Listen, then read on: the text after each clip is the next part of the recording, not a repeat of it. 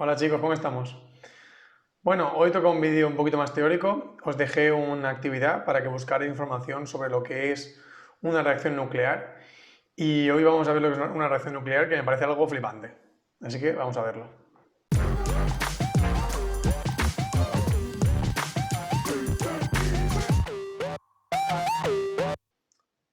Bueno, antes de ver lo que es una reacción nuclear, vamos a recordar un poquito lo que eran los isótopos, los de Springfield, sí. ¿Qué era un isótopo? Bueno, si recordáis, un isótopo era una muestra de un elemento con un determinado número de neutrones. Por ejemplo, podemos encontrar el carbono 12, es un isótopo de carbono, por ejemplo, que encontramos en la naturaleza. Pero en la naturaleza también podemos encontrar el carbono 14.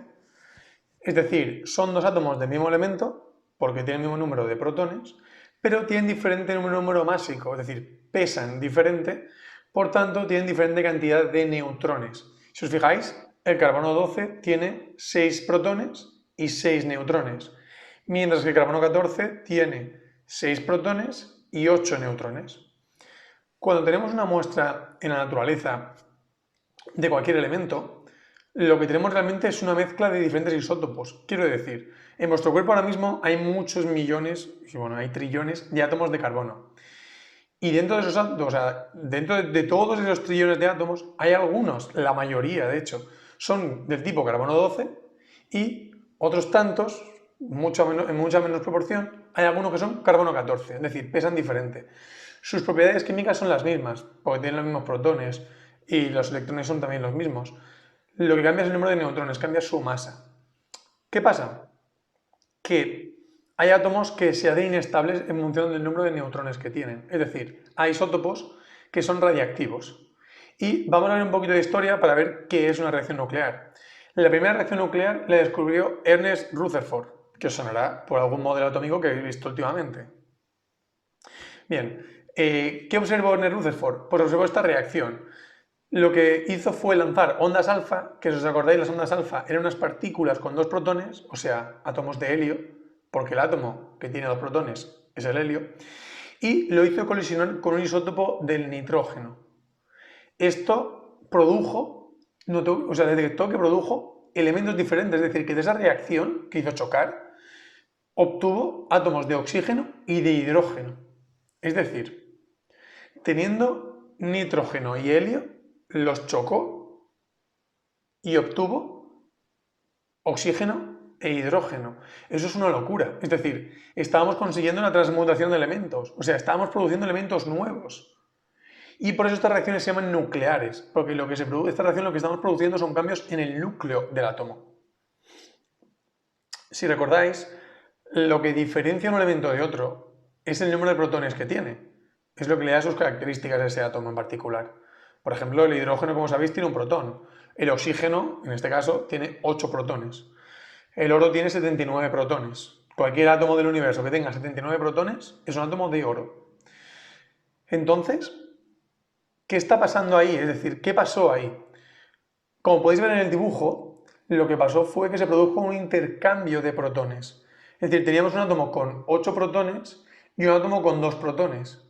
Perdón, un átomo con 7 protones y un átomo con 2 protones. Y al chocar hubo una especie de intercambio de protones y lo que pasó es que se obtuvo un átomo con 8 protones, es decir, con un protón más que había del nitrógeno, y otro átomo con un protón menos que tenía, con hidrógeno. Esto puede parecer un poquito raro, porque esta reacción, bueno, se entiende un poco peor, pero vamos a ver reacciones nucleares, digamos, más sencillas de entender. Bien, chicos, fijaos, aquí tengo una simulación para representar lo que es una reacción de fisión.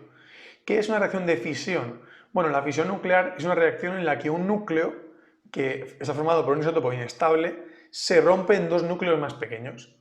Fijaos, si un núcleo tiene una cantidad de protones determinada y se rompe en dos con cantidades diferentes, lo que estamos haciendo es, de un elemento determinado, obtener dos elementos diferentes.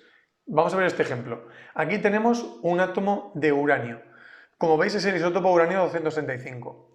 El uranio tiene 92 protones en su núcleo. Cuando ese átomo lo hagamos inestable, que lo haremos ahora, que es lo que se hace en las centrales nucleares o en las bombas nucleares, ese átomo tenderá a fisionarse, a romperse. Al romperse, lo que sucederá es que ya no tendremos un núcleo con 92 protones, sino que tendremos dos núcleos. Y normalmente suele formarse un núcleo con 36 protones y otro núcleo con 56. ¿Y esos qué elementos son? Ya no son uranio. Ahora ya son criptón con 36 protones y bario con 56 protones. Esto es lo flipante de las reacciones nucleares, que lo que estamos consiguiendo es elementos nuevos. Es decir, en teoría, podríamos obtener elementos nuevos a partir de otros elementos. Vamos a ver cómo se hace en este caso. En este caso lo que se le hace es lanzarle un neutrón más a este isótopo. Al lanzarle el neutrón se inestabiliza ese átomo y tiende a fisionarse. Vale, fijaos.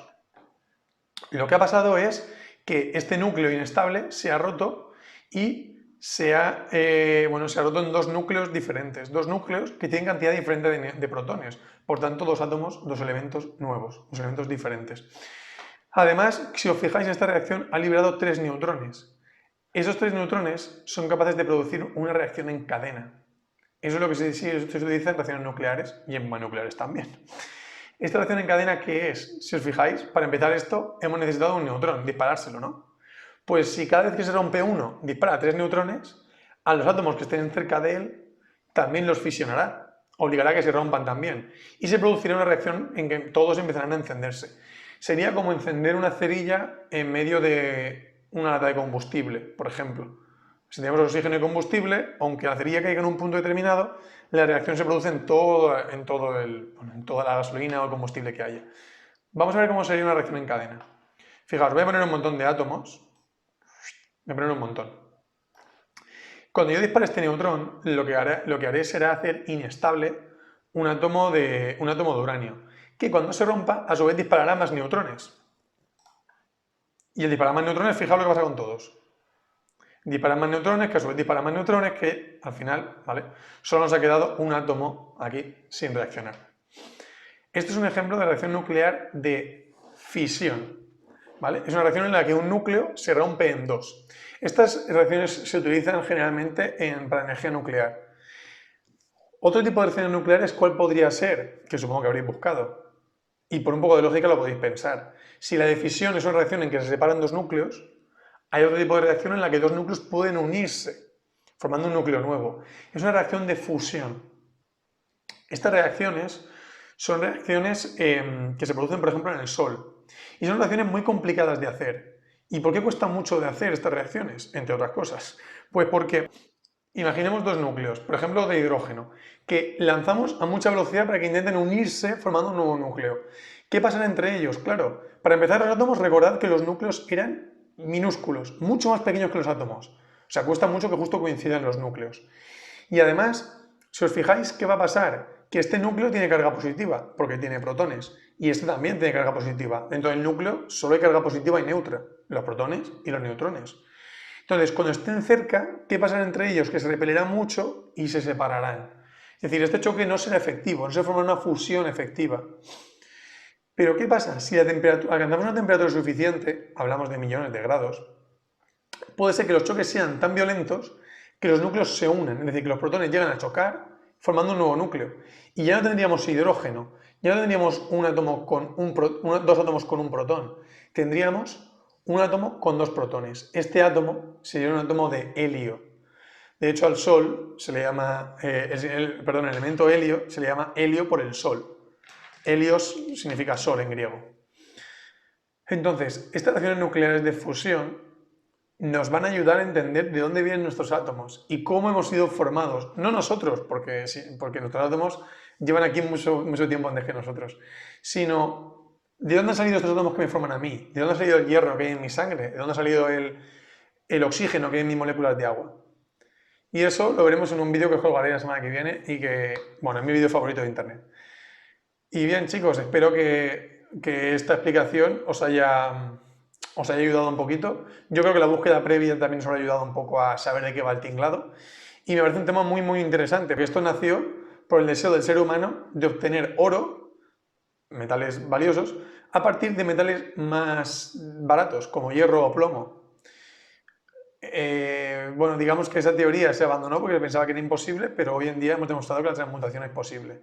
Si bien realmente producir oro de esta forma no es nada eficiente. Es decir, cuesta más dinero producirlo, si es que se puede producir, que lo que vale el oro en sí. Por tanto, no vamos a hacernos ricos hoy, chicos.